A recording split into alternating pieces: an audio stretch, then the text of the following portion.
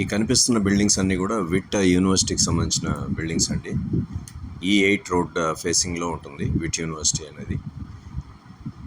ఇక ఇప్పుడు మీరు చూస్తున్నది national institute of design, central government institute ఇది.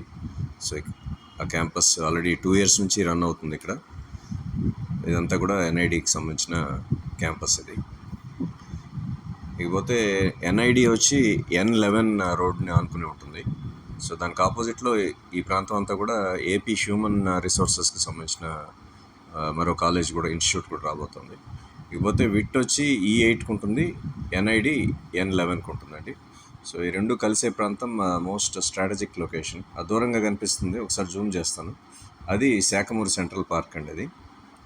సో రిక్రియేషన్కి చాలా బ్యూటిఫుల్ స్పాట్ అని చెప్పొచ్చు. 350 acresలో బాగా డెవలప్ చేస్తున్నారు.